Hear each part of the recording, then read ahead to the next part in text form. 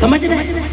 تو یہ ہمیں واقعہ کربلا یہ درس دیتا ہے کہ وقت کو ضائع نہ کیجئے. اگر حاکم کھڑا ہے گرچہ اس کے ہاتھ میں علم عباس علمبردار کا ہے، اور اگر وہ خود میں رافضی ہے، خود میں امیر المومنین امیر معاویہ کا گستاخ ہے، تو وہ گستاخ ہے، وہ ان 72 گمراہ فرقوں میں سے ہے، وہ کبھی ہدایت کے طریقے میں سے نہیں ہوتی. بے شک. اچھا، اس برائی کو روکنے کا ذمہ رسول اللہ صلی اللہ علیہ وسلم نے ارشاد فرمایا ہے، بہت پیاری حدیث شریف ہے، کلکم رائن، تم میں ہر شخص ذمہ دار ہے، وہ کلکم مسئول عن رعیتہ، اور سب کو اپنی ذمہ داری کا حساب دینا ہے. امام حسین نے اپنے زمانے میں آپ دیکھیں، گرچہ یہودیوں کے خلاف مہم بہت مضبوط کرنا ضروری تھی، گرچہ عیسائیوں کا مقابلہ ضروری تھا، لیکن باہر کے لوگوں سے لڑنا، یہ امام حسین کا یہ واقعہ کربلا ہمیں بتاتا ہے کہ باہر کے لوگوں سے لڑنا بات کا کام ہے، پہلے اپنے اندر کی خرابیوں کو دور کرنا ضروری.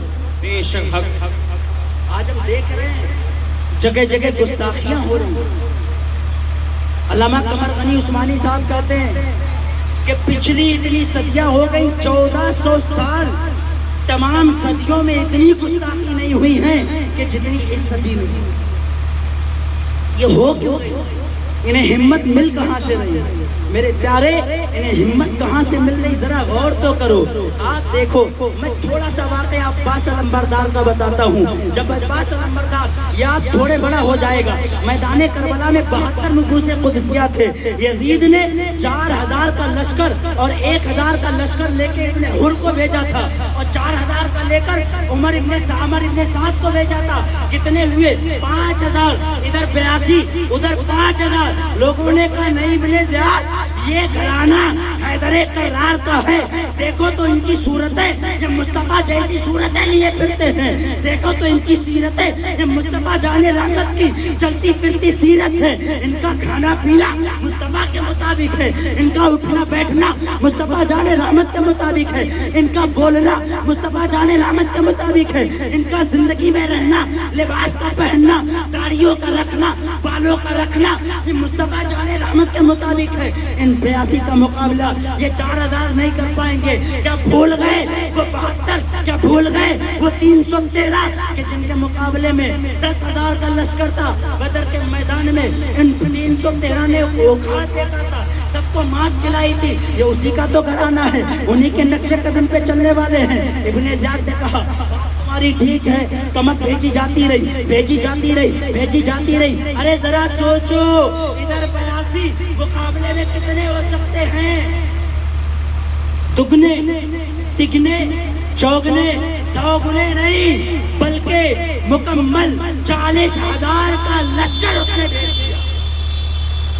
ادھر 82. یہ خوف کس چیز کا تھا میرے پیارے؟ وہ گھرانہ میرے نبی کا تھا، وہ حیدر کرار کی اولاد تھی. حیبت کس چیز کی تھی؟ حیبت مصطفیٰ جان رحمت جیسی داڑھی رکھنے میں تھی، حیبت مصطفیٰ جان رحمت جیسی زلفوں میں تھی، حیبت مصطفیٰ جان رحمت کے جیسے لباس میں تھی، حیبت مصطفیٰ جان رحمت کے جیسے بولنے اور اٹھنے بیٹھنے میں تھی. نتیجہ یہ ہوتا ہے کہ آج اگر یہ گستاخی ہو رہی ہے، انہیں ہمت کس چیز سے مل رہی ہے؟ انہیں ہمت ہماری زندگی سے مل رہی ہے. انہیں دکھ رہا ہے کہ ان کا چہرہ مصطفیٰ سے وفادار نہیں ہے، ان کی زندگی مصطفیٰ جان رحمت سے وفاداری میں نہیں ہے، ان کا اٹھنا بیٹھنا، ان کی شادی بیاہ، ان کے گھرانے مصطفیٰ جان رحمت کے مطابق نہیں ہے، تو گستاخیاں کرنے کی ہمت مل گئی. میں دعوے سے کہتا ہوں، قسم خدا کی، میں اپنی گردن قلم کروانے کے لیے تیار ہوں. اگر میرا دعویٰ یہ جھوٹا ہو جائے، تمام نوجوانوں کو دعوت دیتا ہوں، آج ہی یہ عہد کر دے امام حسین کے صدقے میں میدان کربلا میں ان 82 نفوس قدسیہ کی قربانیوں کے صدقے میں کہ آج امام حسین کے مشن سے وفاداری کریں گے، یزید کے مشن سے مقابلے میں اتریں گے، یزیدی مشن کو ختم کر دیں گے، یزیدی مشن کو تباہ و برباد کر دیں گے. وہ برباد کیسے کریں گے؟ ارادہ بنائیے کہ میری صورت مصطفیٰ मुस्तफ़ा जाने रहमत जैसी होगी, मेरी सीरत मुस्तफ़ा जाने रहमत जैसी होगी, मेरा उठना बैठना मुस्तफ़ा जाने रहमत जैसा होगा, मेरा खाना पीना मुस्तफ़ा जाने रहमत जैसा होगा, मेरी शादियाँ मुस्तफ़ा जाने रहमत जैसी होंगी, मेरे बच्चों की तरबियत मुस्तफ़ा जाने रहमत के घराने की जैसी होगी। जब तुम्हारा तर्ज तअल्लुम, जब तुम्हारा ये तर्ज जिंदगी ऐसा होगा तो मैं दावे से कहता हूँ यूनानो मिस्र रोमा सब मिट गए जहाँ से, अभी मगर है बाकी नाम और निशान हमारा। जब आप दीने मुस्तफ़ा के वफादार होंगे, सारी कौमें तुम्हारे मुकाबले के लिए बेकार। ये दावे मेरे प्यारे अहद करो, आज के बाद यजीदी मिशन के खिलाफ चलेंगे, आज के बाद हुसैनी मिशन के वफादार होंगे। मेरे प्यारे ये बस तंगी है, 7 बज चुका है, मगरिब का वक्त करीब है। हज़रात गिरामी, मैं अपनी तकरीर को यहाँ पे इस उम्मीद के साथ ख़त्म करता हूँ कि अल्लाह करीम हसनैन करीमैन के वसीले से मेरी तकरीर को अपनी बारगाह में कबूल कर लेगा और उसके असर से आपको और मुझे दीन मुस्तफ़ा सल्लल्लाहु अलैहि वसल्लम पर अमल पैरा होने की तौफीक और रफ़ीक अता फरमाएगा। अस्तग़फिरुल्लाह रब्बी मिन कुल्ली ज़ंबि व अतूबु इलैह व मा अलैना इल्लल बलाग। अस्सलामु अलैकुम व रहमतुल्लाहि। देखिए, एक ज़रूरी ऐलान समाप्त करें।